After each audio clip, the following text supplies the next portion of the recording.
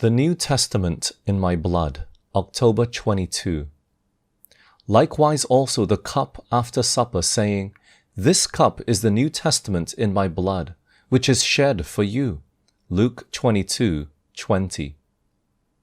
In partaking with his disciples of the bread and wine, Christ pledged himself to them as their Redeemer. He committed to them the new covenant, by which all who receive him become children of God and joint heirs with Christ. By this covenant, every blessing that heaven could bestow for this life and the life to come was theirs. This covenant deed was to be ratified with the blood of Christ, and the administration of the sacrament was to keep before the disciples the infinite sacrifice made for each of them individually as a part of the great whole of fallen humanity. But the communion service was not to be a season of sorrowing. This was not its purpose. As the Lord's disciples gather about his table, they are not to remember and lament their shortcomings. They are not to dwell upon their past religious experience, whether that experience has been elevating or depressing. They are not to recall the differences between them and their brethren. The preparatory service has embraced all this.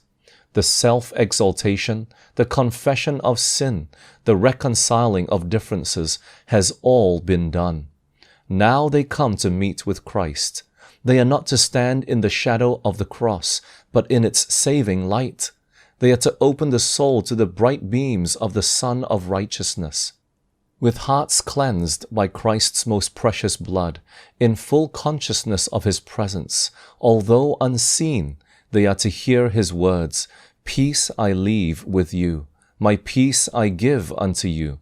Not as the world giveth, give I unto you. John 14:27. The atoning sacrifice is full and sufficient. It is the new covenant, sealed with his blood, which was shed for many for the remission of sins.